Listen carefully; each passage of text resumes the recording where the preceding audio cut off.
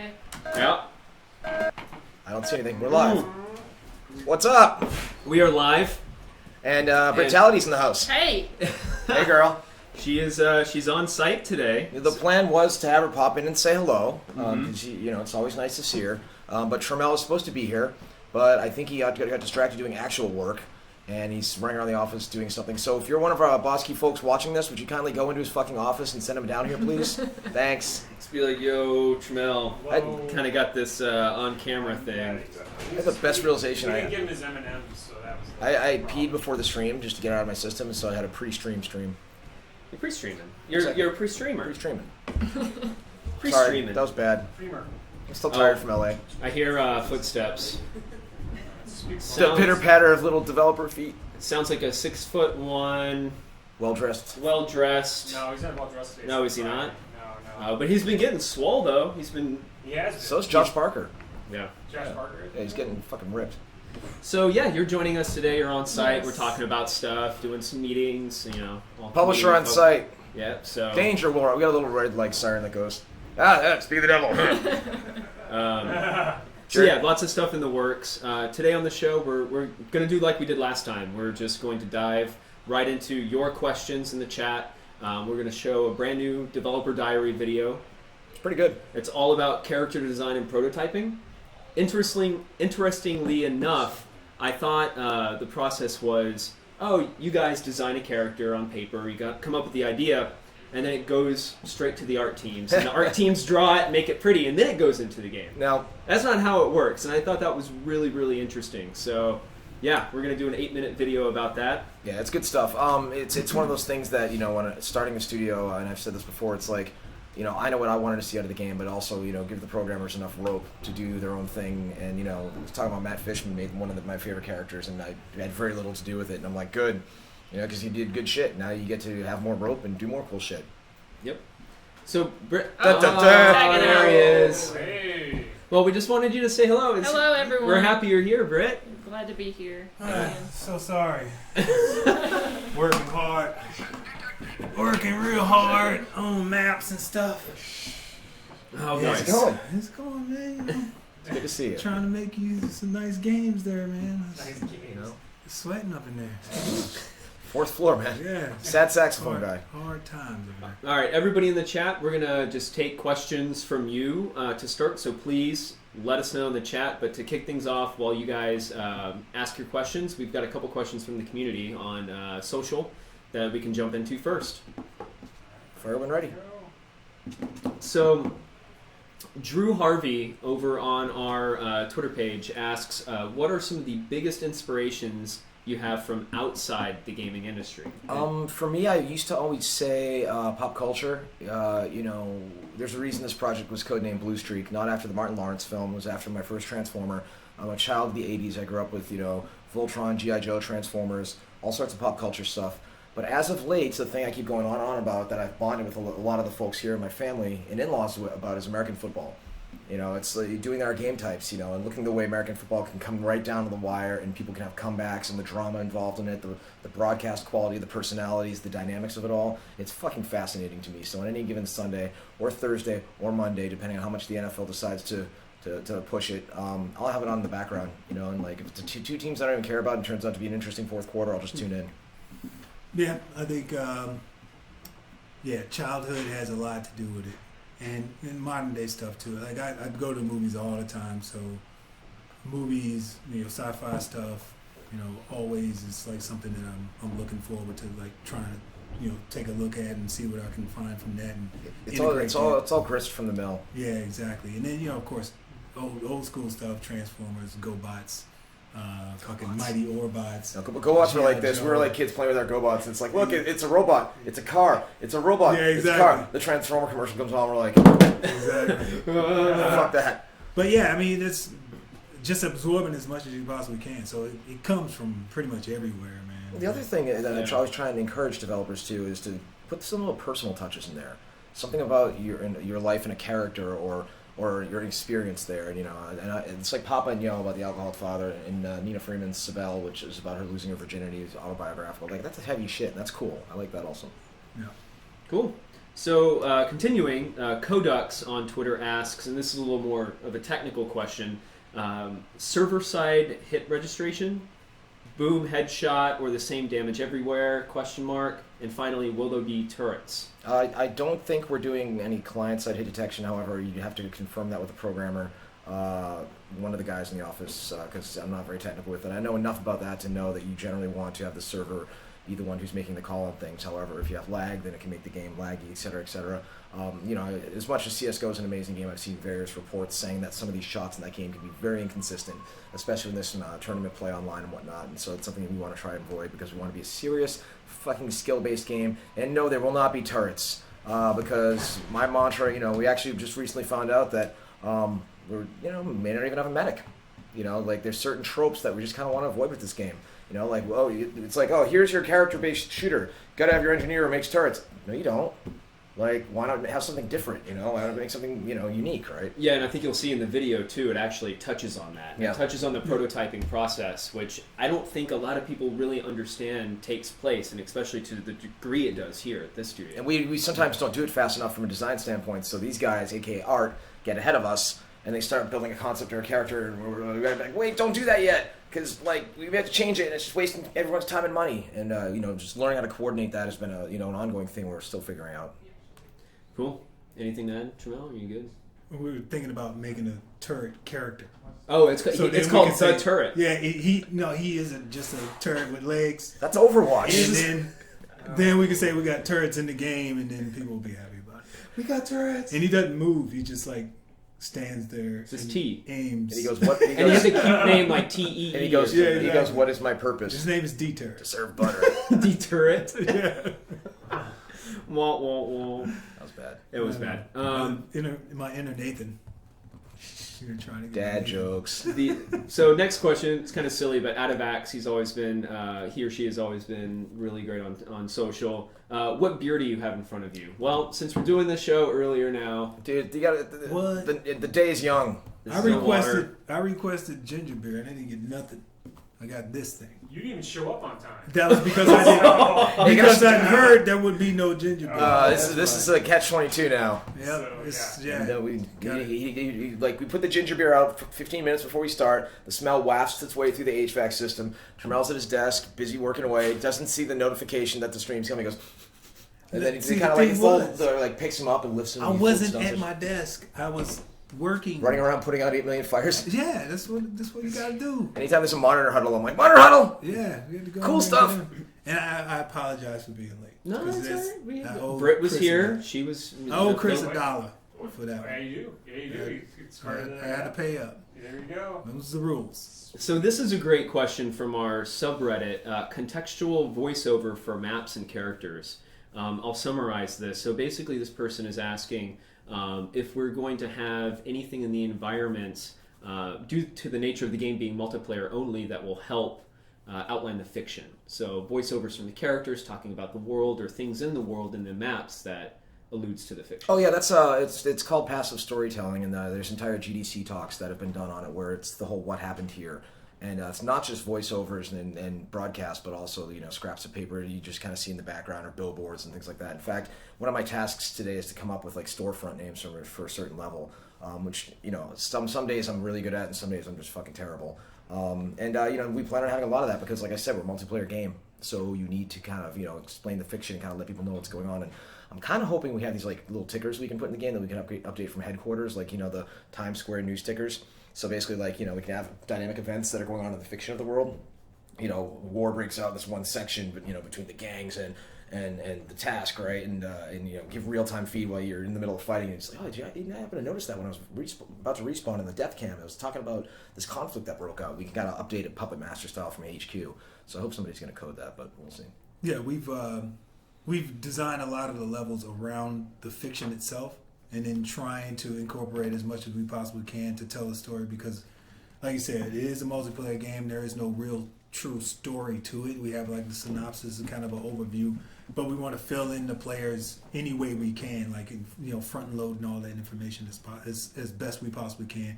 And if anybody's just kind of meandering through the level, they might pick up some nuggets of information. And then Yeah, Pink yeah, Mist. They get Pink murdered. Mist. And then, yeah, that's it. That's that. I lost my train of thought. All right, so cool. Well, everybody who asks us questions on social, we'll do our best to answer them. So please, if you ever have a question, let us know. And before we do boss rooms, we'll always ask if you guys have questions. So keep them coming, and we'll feature them during the show. Do you still read all of your ads generally? Yeah, most of them. It's funny because it's like, I was saying on Twitter the other day, it's like about 95% of the people who like tweet me are actually cool and funny and legit, and then only 5% ever turn into like idiots that ever have to get blocked, right? People are, you have to train people that if you're cool and smart, you'll reply or quote their tweet or retweet them, and if you're an idiot, then you just occasionally make an example of them and use your good followers to give them shit, so they have to delete the tweet. Social. It's dark art. Dude, It is what guest it is. lecturer at the University of Social. Social media maven. So, Chris, let's go to 2. And we're going to take some questions from the chat, and then we're going to watch the video. All right. So, from Voxygon Ooh, cool asks, I was wondering how the gravity mechanic to work. Is gravity defined in one direction down, like in other games, or up, or is it in defined zones, like an object in the distance has its own gravity as up and down? Yeah, it's a combination of everything. There's parts of levels that have, low grav, 0G. There's parts that have some really cool gravity we haven't revealed yet that I'm so excited about that I can't share yet. And then, if a person's floating, through, low gravity, there's ways to knock them straight down with like triple increased gravity, creating 0G pockets, and again, using things like jetpacks, double jumps, other moves that may be coming online soon to get through these various zones. So, a really good player who plays this game will literally, as I said before, play it like the floor is lava. Yeah, and the maps are designed that way. And Yeah, the maps I are mean, they're designed- methodical. Yeah. designed with the gravity Surgical. type in mind. So, like when you get into a particular map, you'll know like, oh, I like this map because it's got this kind of gravity well, or something else that's going on in it. Shields a lot of awesome, crazy moments. You steal Call of Duty, I'm coming for you. So I like this from S. Blomkamp asks, can each of you describe a specific moment in LawBreakers development that has been your favorite so far? A cheesy, warm, feel-good kind of thing. I don't think we have too many warm feel goods. Yeah. Nah, I think The painstakingly agonizing one. I think this one's really kind of more recent, where I realized that we kind of turned the corner in instead of like experimenting to kind of knowing what we're doing, and I think Yeah, the Just- doubt kind of faded away. Yeah, especially yeah. after PAX, right? Yeah, I think that one kind of got me more warm and fuzzy, if it was ever going to be warm and fuzzy. But I think that once you realize that, okay, now, yeah, I got lots of fuzzies on me right now. When we realized that we turned that corner and it was just more of the same, just duplicate and be better and duplicate and get faster. I think that was like, to me, it was like, all right, now we can do this. I'd say it's just, for me, there's a lot of them. I've waxed poetically about, hiring devs that were just slaving away on AAA franchises and their, ability to see gamers at PAX kind of actually playing this and realizing that our assumptions were correct, that this is a pretty cool thing, people want to play it. But even the little ones, like, it's tasking Scott, our awesome lead LD, to make game types that end with drama. And I ranted on Twitter about this, and it's like, everyone's like, oh, you gotta have DM, you gotta have CTF. Do you? How about make your own game type? Like, the MOBA 3-lane push thing wasn't really a thing until that Warcraft 3 mod. Now it's everywhere, and that's its own game genre and game type, right? So for us, it was like, from studying American football, how can we get that drama? And there's a new mode, domination-ish, I'm alluding to, I'm not going to say too much about, but I personally hate the most domination modes. I feel like they're like watching paint dry as somebody runs around the room and messes up your shit that you just captured. And we have a kind of a unique twist on that I just had the moment, like, Scott's not the fist-bumping type of guy. He's like, hey, what's up? He's very cerebral. Like I said, he makes fucking steampunk furniture in the weekends. Very brilliant dude. And I was like, I give him the fifth thumbs up after I played with just one round of it because I knew it was good. And he's just like, boom. I'm like, oh, okay, we're fist-bumping now. And That's when you know. Yeah, and it's just, there's so much iteration in these game types and tweaking the rules to see what makes the most drama. And, like, I've had meetings in that damn conference room that I can't hear who I'm having the meeting with because people are just fucking losing their shit, and then Jason plays as loud. It's pretty good feels. Yeah, for me, I think it was PAX Prime when we led with the community, and we didn't lead with press. We led with people just coming to play the game, kind of blind, because we were confident in what we were doing, but we were still untested. And after that first match, when people were playing the game and smiling, and these are people who we didn't solicit to come in and play the game. After the hell that everyone went through to get it, make sure the setup was pulled off, that they completely hid me from the stress of it. It was crazy, but it was validating, and it was like, all right, we're going in the right direction. We've got something here, and I think that was widespread among the team. Yeah, good feels. All right, so we'll do one more question here from Prez. We'll do two. Prez Tompkins asks, any chance of getting demos, playtests open for locals in the Triangle area here He means in Raleigh? the Triad. That's Triad. That's Greensboro and the Dash. Oh, okay. Winston-Salem. Come on, dude. Get North Carolina right. I've only been here for a year. I'm teasing. So to answer your question, that's one of the reasons why Britt is here today, and we're looking into things. So yeah, just stay tuned, and we'll try to give you guys more info. But the Triad's like 90 minutes away. If we do something in Raleigh, get the fuck up here. It's not that hard. Come on. Let's do one more here. All right, so from I Spy, with so many FPS games, what design/play element do you want to avoid to keep most fresh? Some dude said I blocked him on Twitter. Tweet my wife. If I enabled an auto blocker to get rid of a lot of idiots, pitch burn.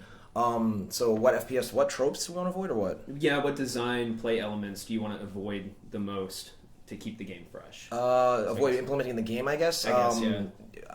We're leaning towards not necessarily having a full sniper rifle in this game, and the thing is, when we had one in the game, and there still be some accurate weapons and some things that zoom, but not a full 800-meter sniper rifle type weapon, because so many other games have that, and it's not fun to get sniped. It's fun to snipe the shit out of people, but every time I play Battlefield, I walk for a minute and I get killed by a dude in a fucking ghillie suit a mile away, and I'm like, wow, that was fucking fun. I'd like to actually see the characters and dance with them in the combat dance like Halo, right? Yeah, I think you'll get the precision that you like from a sniper rifle, but in other ways. Yeah, that's exactly. kind of just. But again, we'll leave it there. other games are like, well, here's our sniper, Yeah. and I'm like, okay, well, how about we don't? That could make us unique because we have this dude or girl that does something completely different you haven't seen in a game yet, and then hopefully we do a good job and everyone rips that off from us. All right, Tramel, anything you want to say? Peacing out. Nah, I'm good. It's a little rough week, You need man. you need to get it in your rider for the ginger beer. I know, Oh, still, yeah. man. I get left out every week. Everybody gets beer and stuff. I'm like, whatever. I'll get you some raspberry tart. I have some Brita filtered water right now. I need something, dude. I need something to get the edge on. All right, so what we're going to do now is we're going to debut a brand new dev diary that's all about character design and prototyping here at Bosky. So let's watch it. I also juice. So this is also horrifying too. Did you not do damage to him? No, so I do damage to him, right? Watch it like this. This whole thing goes awry. So he's right here. Do you hit the lip of the... So I starfall him. I you got actually him. send him up out the I send him up. And now he's got high And now when do I die? I get rocketed in the face. Designing characters for LawBreakers is an interesting process. You may think that it begins with the design team and then immediately moves to the art team, but that's not the case. As our studio grew, we structured the development to create deep multiplayer characters by focusing on rapid gameplay iteration, or prototyping, to make sure that we find the fun in everything that we do and play the game every single day. And Maverick was the first character to solidify that process. This is her story.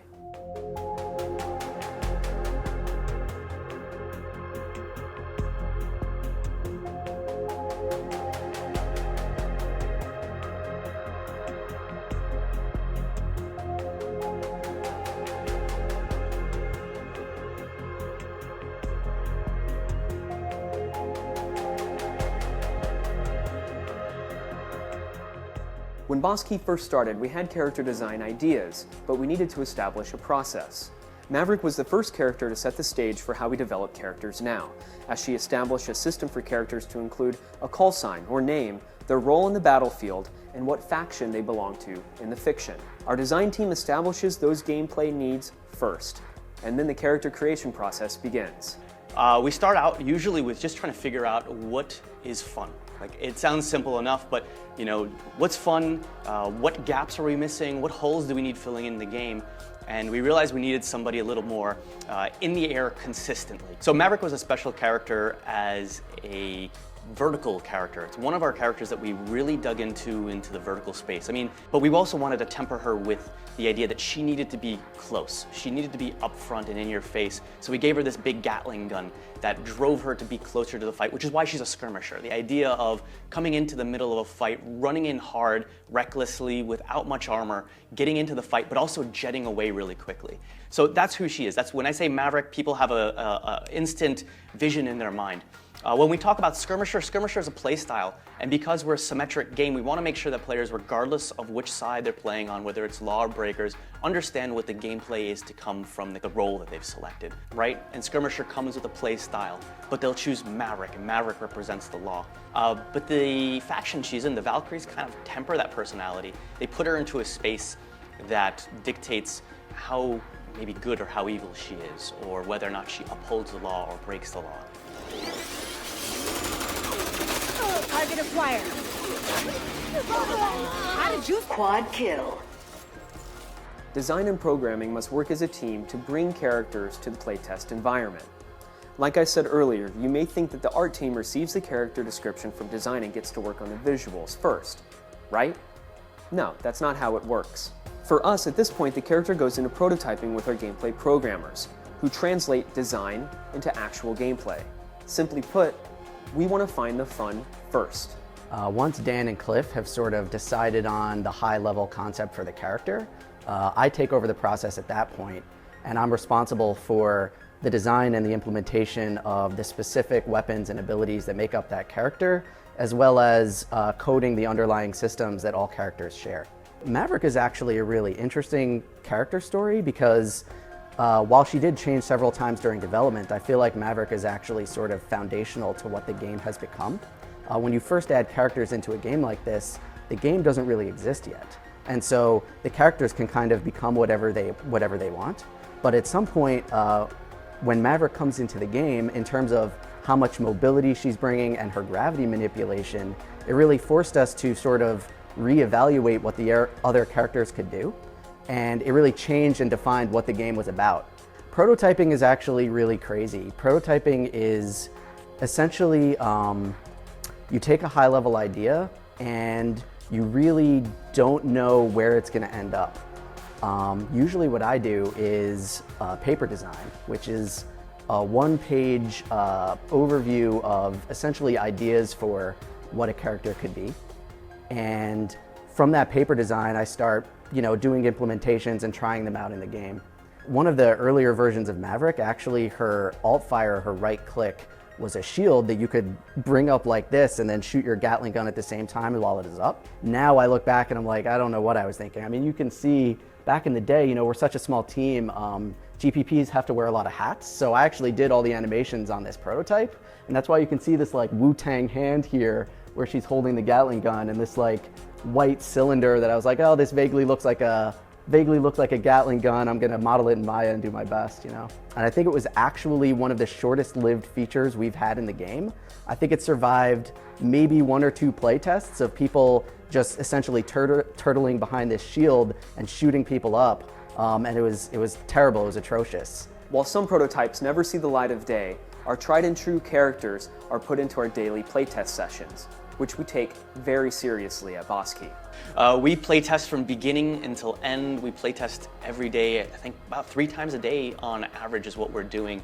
In the beginning, it's really just trying to feel out the character to make sure it's fun. But then after we get it to Trammell and after the art team arts it up and makes it pretty, the character comes back to us. And we need to make sure that things like effects are reading correctly. Do you understand what's happening when you press the Q button? Do you understand what's happening when E is pressed? So we need to make sure that everything after art has come in services communication, not just the person who's actually doing the actions, but also from the enemies that are receiving the actions. Because if you get killed and you have no understanding as to why you got killed or what destroyed you, it's just as frustrating as not understanding why your abilities don't work or your weapons don't work the way you think they should be working. You throw a character into the playtest and you start finding out all the things that are wrong with it. And so it becomes this back and forth of gathering feedback from people within the studio and then making changes to adjust to that feedback pretty much every day. And this just goes on and on until the character is really polished and really sings. making Maverick actually taught us a lot of lessons about the process that we use here. And one of the things that we do, and one of the things we put a lot of value on, is delighting players with things that they've never seen before and doing gameplay that you don't see in other games.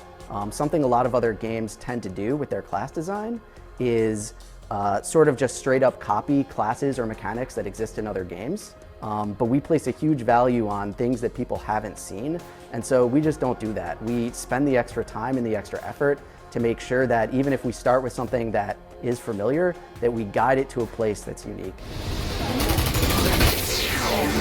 How did you stay alive? Domination.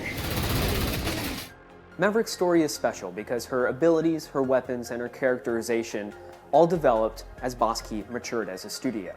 We're going to be doing more of these dev diaries in the future, and we want to hear what you want to see from the behind-the-scenes process at Boss Key. So please let us know. Follow us on Twitter at LawBreakers and at Boss Key and weigh in. From everybody at the studio, thanks for watching. Mike's good. Mic check. Mics are on. Don't you die on me, Goose. So yeah, Danger zone. You just saw Matt in the dev diary, and now he's here with us. Yo. So to go back a little bit, yeah, originally when I was producing this and writing this dev diary up, like it was about design and art, and I was gonna talk to Trammell about the art and the design process. Like as I was going through it and learning about it, I was like, oh, hold on, there's this whole prototyping thing. This is ridiculous. What do you mean Maverick used to have a shield? Like, what the hell, dude? Every game has a fucking shield now. You don't remember? Well, we don't anymore. Yeah, good but man. the fact that you had that footage, I was just like, yes! Like, this is so good! But yeah, man, thanks for joining us, and thank you for sharing some knowledge with people, because like me, I don't think everybody kind of knew that stuff. Yeah. It's one of the things that, like, part of our job is actually to sort of protect the art staff from the insanity that is the design team. And so, because like the designers will change our minds all the time, and so if the artists are like constantly having to do work and then redo it and then redo it, they go crazy. I mean, when you think about it like that, it makes total sense. Why would you want to have the art team laboring away on something when it's just going to change, right? You want to make sure it's locked. Time is money, right? Yeah. And they think Matt's stoned, that's why he's wearing his sunglasses. No, it's an homage to Maverick, man. Now the question is, his pupils dilated the optometrist earlier. Lay off. Are her glasses an homage to me? Or is it the other way around? It just got meta. Oh. Maybe we subliminally, you came up with the character, and then we subliminally decided to name them because of your aviators. Mm-hmm. Cool. So we're just going to jump right into some questions. Please, if you're in the chat, bring the questions on. Matt's pretty technical. They want to know why you cut your hair. Which I didn't notice for like a week. It was actually just too much fuss. That's what it was. Too much fuss. Too much giving you shit about a man, about the man bun. I bought him a tiny set of hats for his man bun. Needless to say, I will not be using those. No. So Matt has a glorious head of hair, and I was telling him, just embrace it, man. Enjoy it. Just Vidal Sassoon it, man. Tease that shit out like Romero. I just couldn't deal with it anymore. It was just too much. It takes forever to fucking wash. I had one hair at one point. So we're gonna just get right in here. So Mr. Fallen Angel asks, what programming codes do you want potential employees to know? And I think maybe programming languages. Yeah. So C++ is pretty much the main one. Like especially if you're doing gameplay code for us, and because we're in Unreal, it's all C++. So that's it. Cool. Last Step Studios says, how much are you guys working in Blueprints versus C++, and any particular VS or UE4 plugins you live by at the studio? So Blueprint we use, like Scotty uses Blueprint for prototyping game modes and stuff, but it tends to be pretty slow. And all of the gameplay code is written in C++ and it's prototyped in C++. And it's just like, it's the fastest way for a programmer designer to work, because you can kind of just implement your own ideas writing the code, and you don't have to translate things into a node graph and worry about performance and such. Yeah, like Blueprint's great for like just kind of getting like the pitch up and going. But, yeah. It's if you want to make a game that's 60 hertz or up to 144, it's. Yeah. So my nice way of saying what Arjen yells about a lot. So Zorvax, this is not as technical of a question, but he or she asks, the characters look amazing so far. Which one is your favorite and why? Which one is my favorite? Well, yeah, I think we already maybe. I think Maverick is probably my favorite. Maverick is my favorite. Maverick's still my favorite. I often cite Maverick as, like I said earlier, the character that I had very little to do with, if anything, and like Matt just kind of like, hey, I did this shit, and I'm like, all right, you can make more shit now. As opposed to I made a healer with a shield that turns into a turret. Like, no, we're not that game. And if I blocked you on Twitter, tweet my wife, Lead Lauren, and we'll see if we can figure it out. So that's Maverick still mine. In particular, I love Tosca 9 is kind of the Breakers version of Maverick. The mesh is in the game, and she just looks so. Yeah, I think Tosca's our best looking character. The fucking giant fucking. Oh my god, it's so cool. And they're like those like little feet, like the little claws, and I'm determined to get like a 12-inch die-cast metal version of her made by someone. And if like NECA or like one of our partners at like Weta won't do it, I'll fucking commission it. All right. I can't wait to see cosplay too. Oh yeah, totally. So there's some good questions here. Some Woogie Goldfish asks, what sort of time to kill are you guys aiming for? That's actually a great question. That is a great question. So typically what we look for is about 2 seconds. Like some of the characters have sub 2 second, and it depends at range too, because at like 20 meters or whatever, we're looking 2 seconds. At 10 meters, maybe it's more like 1.2 to 1.5. But I mean, the engagement time though, like I've had combat spat spouts. What I can't speak without beer. That lasts like a good 15 seconds where we're dancing, dodging the health stations, backup comes in, like we're having actual good encounters that, if you were to concentrate all your fire from certain weapons, 1 to 2 seconds, right? Yeah, but, yeah. We're not a one shot. Yeah, that's like the ideal, like dude's just standing there, you can kill him in 2 seconds. Yeah, because headshots, of course, are a modifier as well, right? So. What about the time to engagement? I mean, maybe that's another piece of that, like how you spawn on your side, right? Well, first off, respawn is what, 9 or 10 seconds right now? It's 10 seconds. 10 seconds. It's when your team's close to losing and like the battery's being stolen, and that's the longest 10 seconds of your life. But yeah, if you get the respawn time, then you have the walking to the combat, right? And usually like there might be combat. You're usually the way the maps are set up. You have your home base, then you have like your main, your spawn base, then your home base, neutral section, side sections, and repeat that on the other side.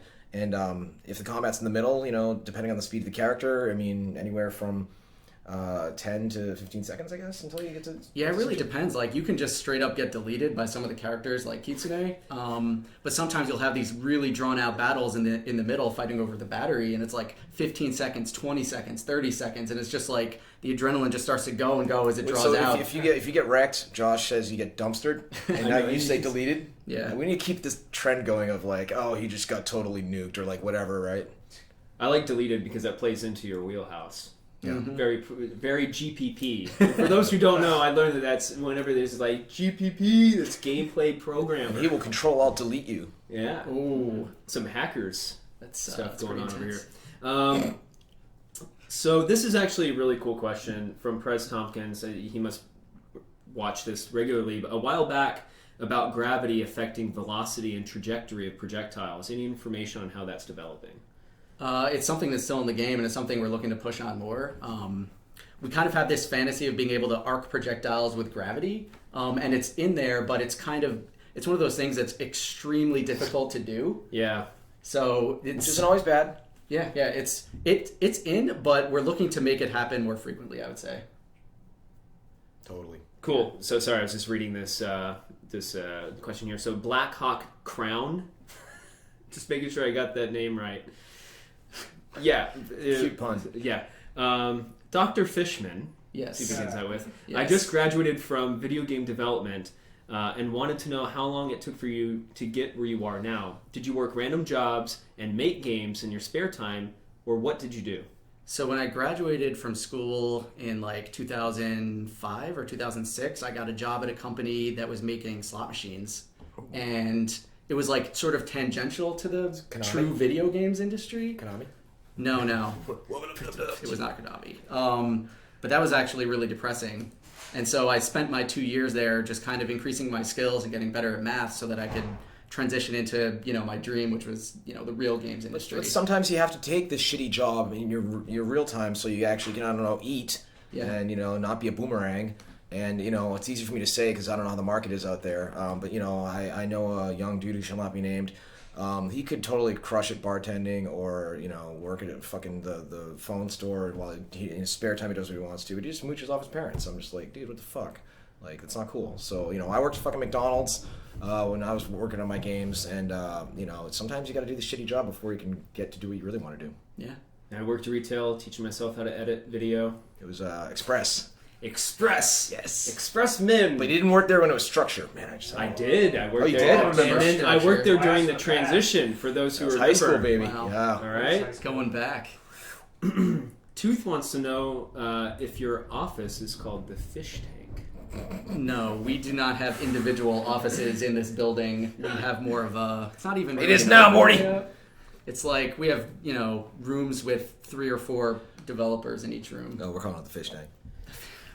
The fish net? All right. And then when somebody starts talking shit, be like, the filter's been removed from the fish tank. We got a floater. So this last chance, guys, to ask questions. I mean, you got Cliff and you got a GPP over here. Somebody's asking me about Paragon now that they've actually shown some shit. I think it looks cool. I'm happy Epic's doing something that doesn't look like Cloudy with a Chance of Meatballs. I think some of the characters look pretty cool. My wife pointed out that one of the characters in the trailer basically is Snowball from Lawnmower Dog when he has the little mech suit in Rick and Morty. So we're hitting the Rick and Morty singularity right now. Alex Goy95 or Alex Gold95 asks, what sort of math do you need to expand your knowledge upon in order to move into the game industry? It's 3D math, like vector geometry and linear algebra is pretty much it. And I mean, calculus comes into play very rarely, but knowing it is useful.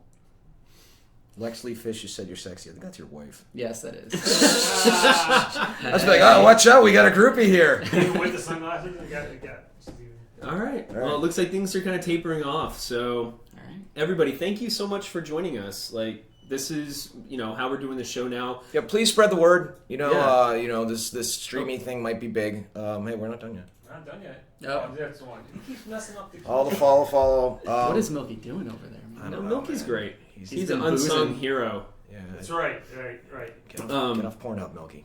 So we'll be uploading the dev diary to the LawBreakers YouTube after this. Yeah. The archive of the show is going to go on Boss Key. So if you want to go back and rewatch everything, we'll have it there for you. Yes, I want to pink mist people in this game. So tweet Trammell to make it happen. Because if you hit somebody with a whole bunch of explosions, just want pink mist. Because you're not going to see that in Overwatch. Hello. So I would pink mist that gorilla. The guy's annoying. Pink Mist the gorilla. That's a good band name. I hate Is that a that fragrance? arm, dude. The arm that hangs there like that. Hate it. But thank you everybody for joining us, and we'll. I think we're going to get past the holidays, regroup, and then we'll have another show with another dev diary in early 2016. Yep. And we're friends of Duck Sauce, so we'll get them on. Cool. All right. Thanks everybody. Have a great holiday. Dub. Blowing it up.